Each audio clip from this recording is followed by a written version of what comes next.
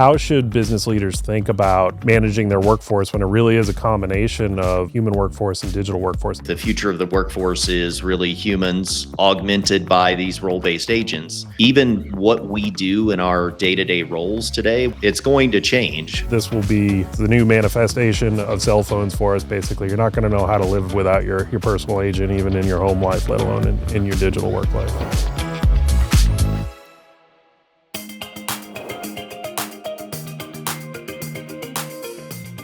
Welcome to the inaugural episode of Future of Work, a podcast series where we discuss trends and insights shaping the modern workplace. I'm Jim Stratton, CTO of Workday, and my guest today is our Chief Product Officer, David Summers. Today, we're diving headfirst into the world of agentic AI. We'll explore what a digital workforce really means, how AI agents are transforming the way we work, and the challenges and opportunities that come with managing these digital workers.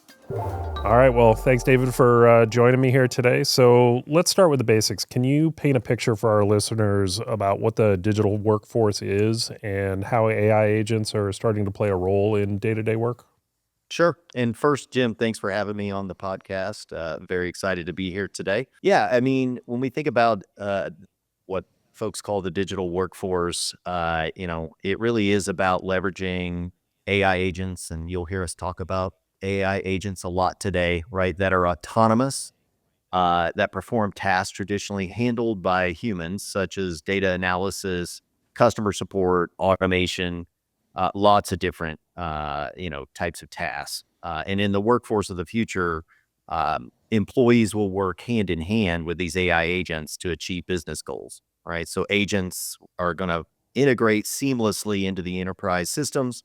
They will adapt over time. They're going to complement human teams by handling repetitive or data intensive work, really enabling us as humans to have greater productivity and hopefully be more innovative as well. And, I think what we'll see is these agents really mature from some of what we see today, which are more task based, to agents that are truly what I believe will be more role based agents, right? They'll have skills to assist folks like recruiters in our world, HR and finance professionals, and even people managers like you and me with everyday aspects of our work.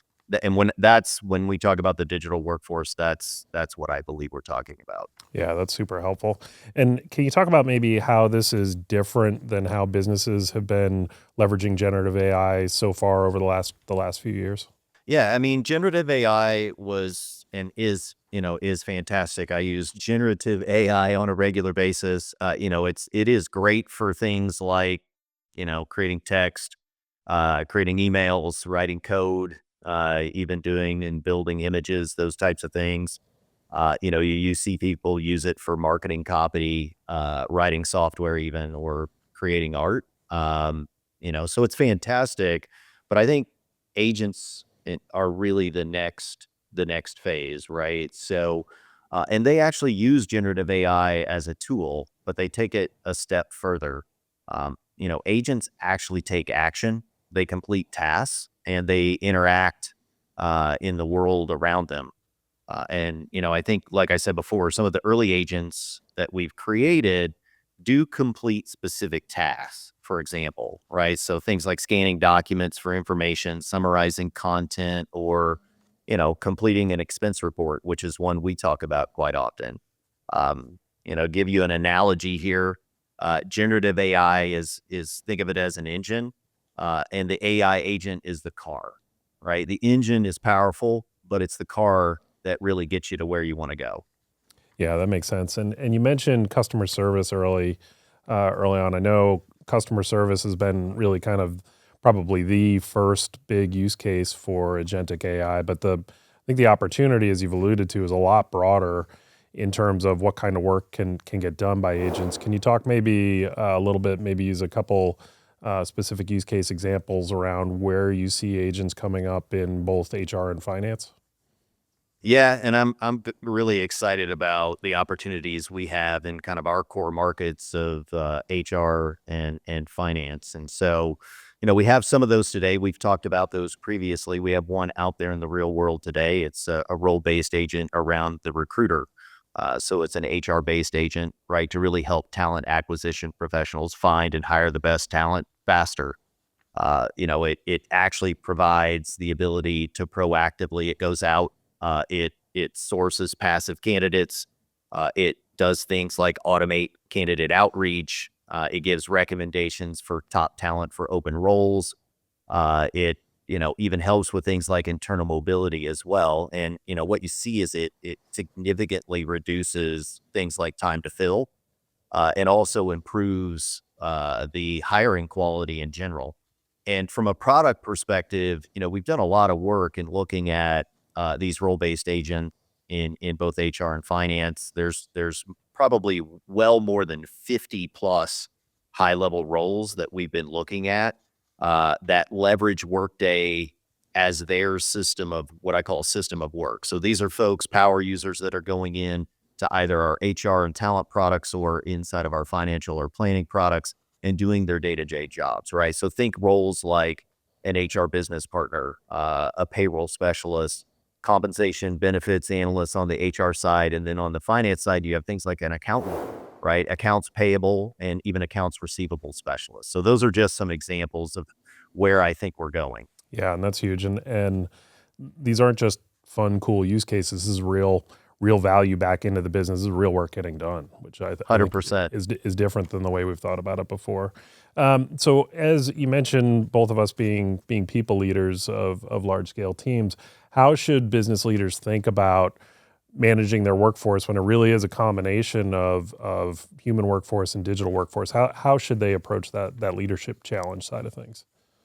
Yeah, and honestly, I think this is the hardest part when it comes to things like AI and when we talk about AI agents. And there's been a lot of documents, a lot of things coming out and papers recently talking about that the adoption of AI by the human is actually the tougher part. It's even harder than the technology side. Yep. And I think, you have to approach this as a people leader, as a business leader. You have to think of the AI agent, the digital worker as a valuable collaborator. Think about, you and I are lucky in our roles here at Workday. We have lots of, I'll say, folks who help us be really good, hopefully really good people leaders. Try at least. Yeah, exactly. Not every manager, right? Depending on where you sit within an organization, you may not have all of that infrastructure around you. And I think this is one of the areas that AI can be super helpful. Basically, every one of your people leaders could have a team of experts around them, right? And I think if you can think about that and strategically integrate them into your workforce, once again, prioritizing the human element, right? You're going to have to do that. But if you do that, I think organizations can really unlock some significant benefits in terms of things like productivity, innovation, and even overall employee satisfaction. But, once again, the key is going to be trying to find that right balance. I do think AI and AI agents are going to transform how work gets done. So even what we do in our day-to-day roles today it's going to change with the introduction of AI. And by the way, not all of that is going to be bad. I think a lot of it's going to be really, really good. We can focus on the things that we love to do, um, and put us as humans in a place to focus on the things that we believe we're best at and that we're essential at.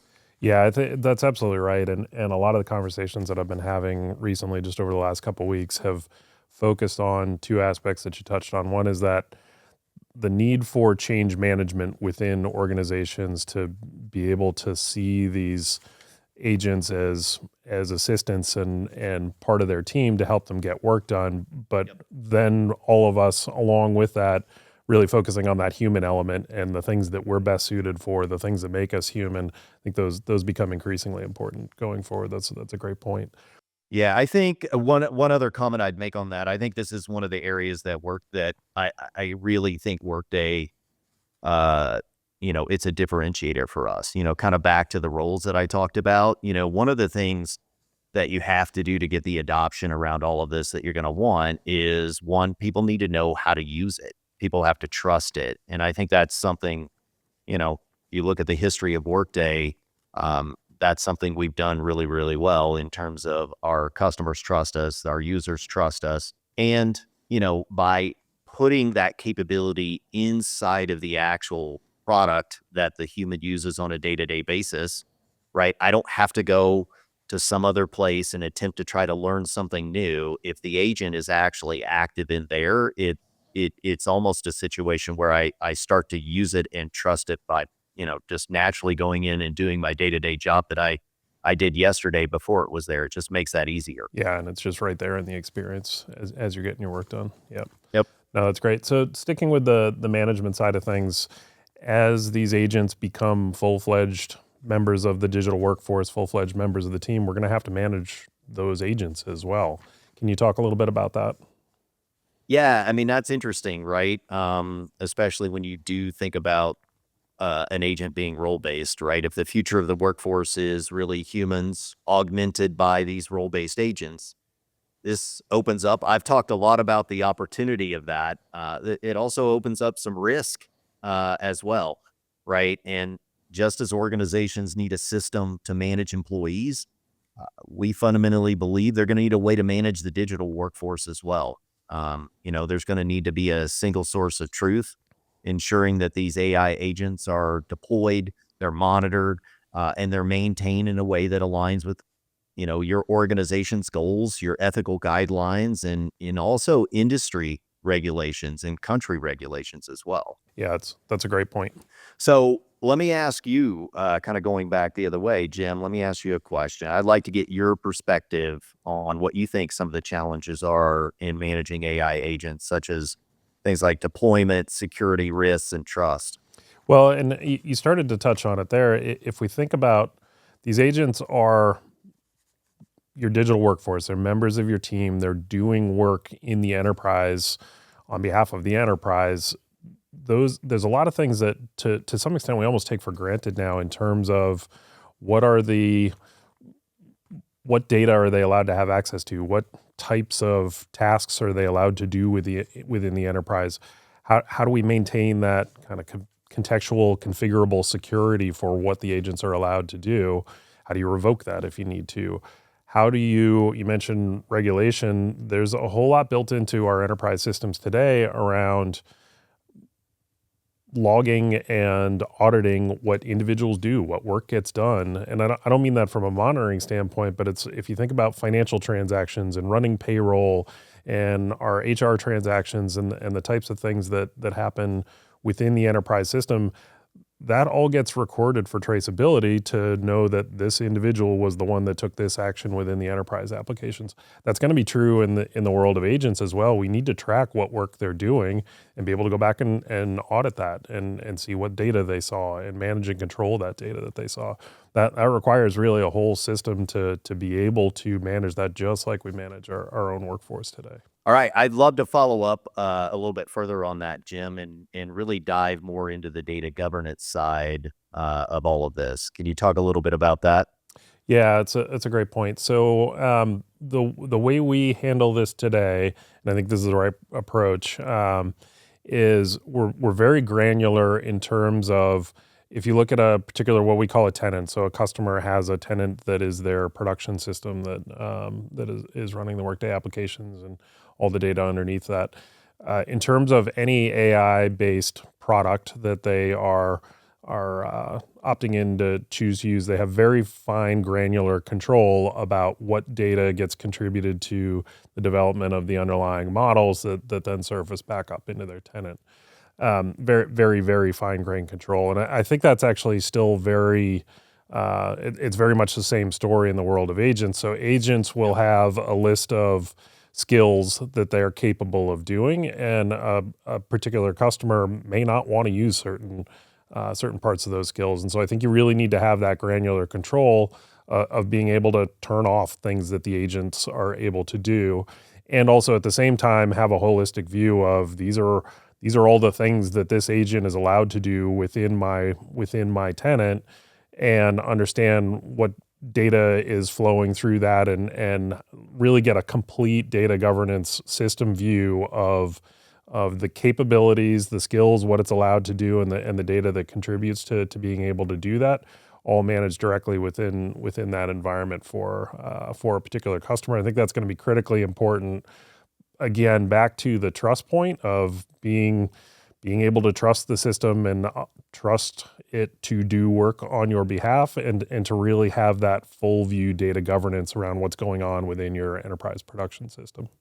Yeah, and I think you really hit on the difference between enterprise with agents versus, say, just you and I using something in our day-to-day lives, right? The complexity involved when using that inside of a large organization is very, very different. So having that fine grained control it's not a nice to have. In many cases, it's a must. Right. And even I mean, think about all of our customers that we have and how many thousands of customers we have running core applications of Workday. I mean, an agent, and we may have the exact same quote unquote type of agent running in our tenants, but I may, for whatever reason, may have to leverage that agent and its skills very differently than you. And I think Workday's suited to be able to provide that flexibility. Yeah, that's absolutely right. Kind of adding on to that, I think it's separate but related. How do we address things like the ethical considerations and ensure responsible development of AI agents?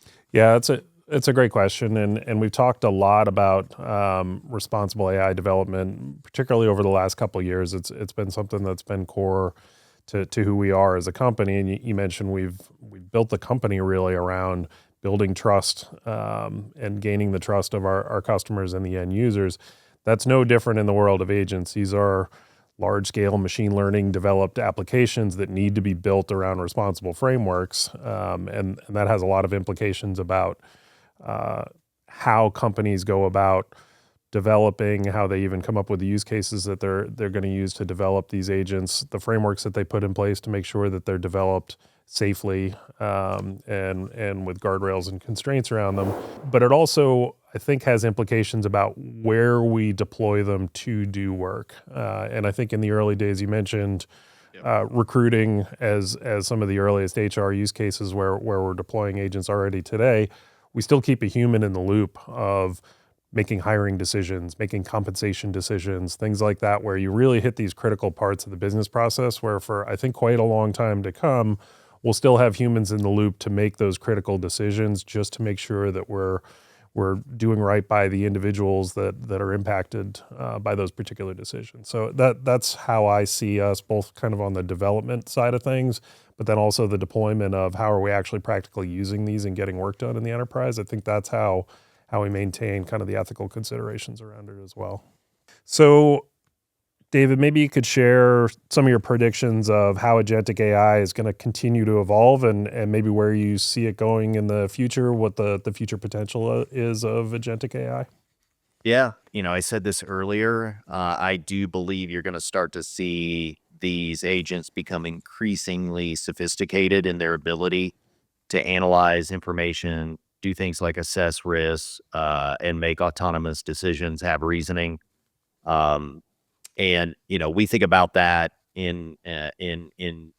basically from a skill perspective, right? So I think you're going to see some of these early agents, and we're seeing it in the ones we're developing ourselves, right? Where you put these out there, they may have a few skills or capabilities that they can do today. I think you're going to see that really take off over the coming year here in terms of those becoming much more sophisticated. I think you're going to start to see those also be able to interact with third-party agents. So outside the walls of Workday and kind of vice versa, you're going to see a lot more of that. And kind of back to some of the themes we were talking about, I do think this is the year where you're going to start to see agents become seamlessly kind of integrated into our daily lives as workers, as employees, right? Whether that's things like anticipating our needs, proact. That's one of the big things too. That's a differentiator with an agent versus generative AI, right? Typically with that generative AI, I have to go actually do something, click on a button, say, hey, generate this content for me. I think you're going to start to see these agents get to a point where they learn our preferences, they understand our habits, right, our goals, and they're going to move from us talking about them and being, I think a little less sophisticated to they're really going to be indispensable to us as workers, both in our professional and also I think you're going to see a lot of this in our personal lives as well.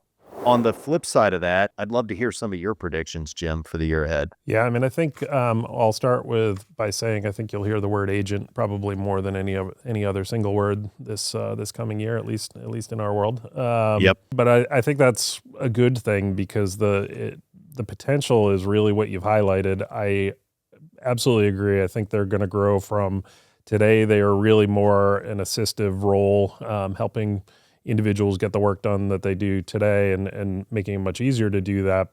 But over the course of the coming months and out through the year, they are going to develop more skills. We're going to help them develop more skills until they become kind of full-fledged members of the team. I 100% agree that Workday is building out some terrific agents that are going to provide really great functionality within the enterprise that we serve on behalf of our customers, but we're not the only ones that are doing that. And I think the interaction between different enterprise systems and enterprise agents provides a lot of potential.